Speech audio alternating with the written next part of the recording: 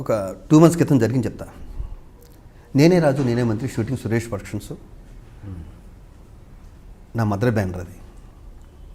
నాకు రామానాయుడు గారు అంటే పిచ్చి అంటే ఇంక ప్రాణం ఆయన అంటే ఇష్టం. నాకు రామానాయుడు గారు అంటే ఇష్టం. వాళ్ళు షూటింగ్ జరుగుతుంది.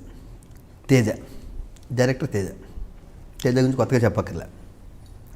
రాజుగారు మీకు 1 hour షూటింగ్ రాదు, ఎవరి గురించి అన్న సొలుకోలు చెప్పుకుంటే కూర్చొని రూమ్ ఖాళీగా ఉంది, సురేష్ బాబు వెళ్ళిపోయారు అన్నాడు. సార్ నాతో జోష్ రవి అని ఆర్టిస్టు నాకు అప్పుడే పరిచయం తను కూడా. రవి కూర్చుందామా లోపలికి వెళ్ళి కూర్చుందాం షూటింగ్ అది ఇక్కడికంటే అన్న రవి కూడా 2 వాళ్ళు కూర్చుని ఇంకేంటి ఏమేం చేస్తున్నావు, జబర్దస్త్ చేస్తున్నావు, మంచి ఆర్టిస్టులు వచ్చారని డిస్కషన్ వస్తుంటేనే ఎక్స్క్యూజ్ మీ నేను లోపల రావచ్చండి అని ఒక లేడీ వాయిస్ వినిపించింది. జనానికి తిరిగి వెళ్ళి చూస్తే రామ్మా కూర్చోండి అన్నాం. దూరంగా కూర్చుంది. ఆ అమ్మాయి దాంట్లో పని మనిషి క్యారెక్టర్. దాంట్లో ఇద్దరు ఏదో మాట్లాడుతుంటే మధ్యలో కట్ చేసి అమ్మాయి రావటం అనేది అంత కంఫర్ట్గా ఫీల్ అవ్వట్లే. కానీ తేజ అలా చేయకుండా ఉంటే బాగుండేసి అన్నాను నేను. ఆ అమ్మాయి మెల్లె కూర్చొని ప్లాస్టిక్ కూర్చొని కొంచెం దగ్గర జరిపింది. అవునన్నగారు అన్నాడు. కుట్టినప్పుడు ఉంగరాలు అన్న తీయొచ్చు కదా తేజ గారు, మారాలి అంత కోపం పనిచేయదు మనిషికి అన్నాను. అవునన్నగారు అలా చచ్చిపోయింది ఏంటి అమ్మాయి అన్నాను. ఆ అమ్మాయి ఇలా కూర్చున్న అమ్మాయి ఇంకా దగ్గరికి వచ్చింది. ఇలాగా జస్ట్ 1 month బ్యాక్ ఇలా దగ్గరికి వచ్చింది. అమ్మాయి ఒక నేను చూడలే. తప్పు అమ్మ మొత్తానికి ఎంత ఇచ్చారు, ఒక 7-8 లక్షలు ఇచ్చారండి కదా వాళ్ళ ఫ్యామిలీకి అన్నాను. అవునన్నగారు 7-8 లక్షలు చంపేసి ఈ 7-8 లక్షలు ఇస్తే సరిపోతుందా అంటుంది అమ్మాయి. అమ్మాయిని చూసి ఏడ్చేస్తాను పెట్టి. ఏమ్మా ఏమైంది అన్నాను. అది కదండి అలా కొట్టేస్తే ఇంకో టేక్ తీసుకోవచ్చు కదండి, అలా కొట్టేసి చంపేస్తారా మనిషిని అంది. నువ్వు నన్ను అడుగుతుంటమ్మా తేజని అడుగు, అసలు మేమిద్దరం మాట్లాడుకుంటే మధ్యలో నీకేంటి సంబంధం? లేదంటే నాకు భయం వస్తుంది, నాకు ఆల్రెడీ చెప్పారు హైదరాబాద్లో ఆయన కొడతాడని, మీరు సెక్రటరీగా ఉన్నారు కదా మీరన్నా చెప్పొచ్చు కదండి. ఏమో నువ్వు మెంబర్ కాదు, నువ్వు నాకు పరిచయం లేదు, మేమిద్దరం మాట్లాడుకున్నావు ఇచ్చేసింది. నాకు ఇప్పుడు భయం వేసింది.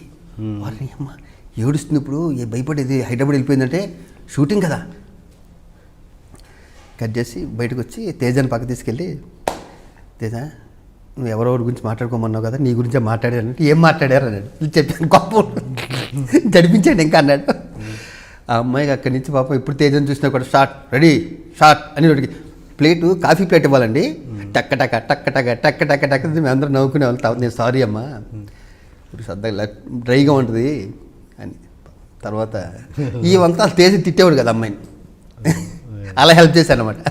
ఏదో అమ్మాయి పేరేంటి? ఏదో ఉందండి కొత్త అమ్మాయి. ఈ రెగ్యులర్గా దొరుకుతాయి కానీ నేను కమిట్ అయ్యాక ఆపరం. ఆ అమ్మాయి ఒక్క పెట్టేసిందండి అసలు.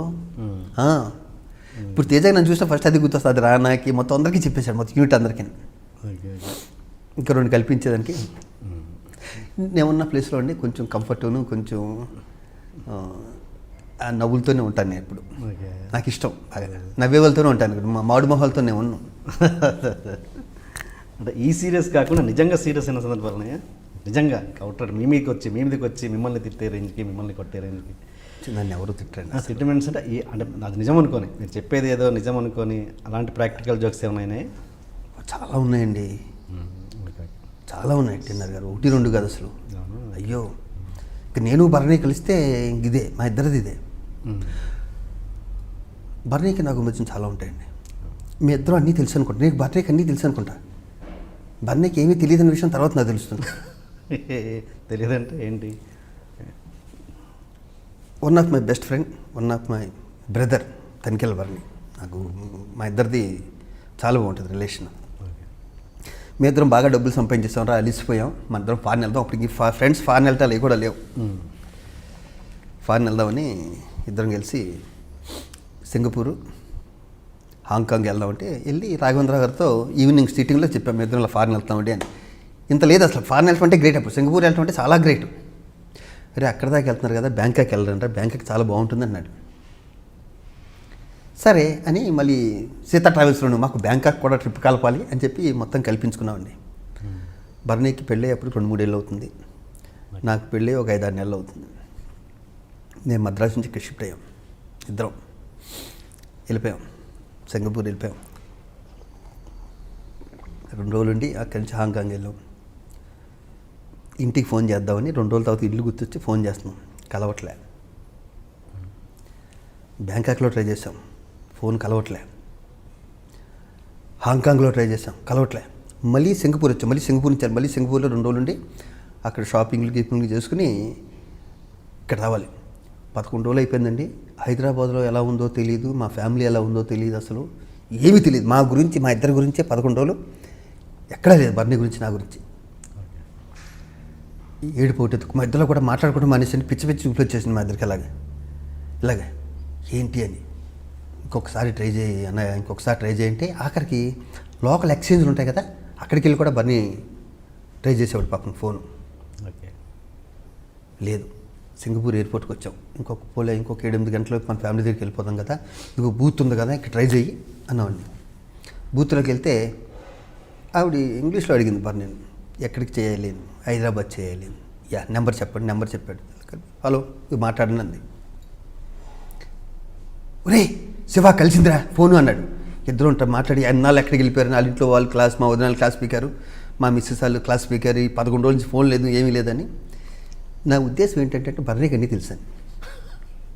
బర్నీ మహామేధావి, ధనికేల్ బర్నీ, మెల్లో సంచేసుకుని లాల్ చేసుకుని అన్నీ తెలుసు, ప్రపంచం అన్నీ తెలుసని. అతను చేసిన పని ఏంటి చెప్పమంటారా? మద్రాస్ నుంచి ఇక్కడికి వచ్చాం కదండి, 044 కొట్టి మా నెంబర్ కొడుతున్నాడు, 040 కొట్టుకున్నాడు. 11 రోజులు అతను 044 కొడతానే ఉన్నాడు, ఈ నెంబర్ కొడుతున్నాడు.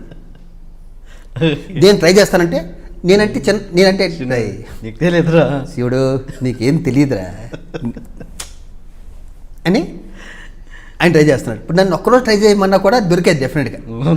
నేను 044 కొట్టనుగా, +91 కొట్టి 044 కొడుతున్నా, మా నెంబర్ కొడుతున్నాడు, రావట్లే. అలాగా మా అన్నయ్యకి అన్నీ తెలుసు అనుకుంటాడు, కానీ కొన్ని తెలియవు.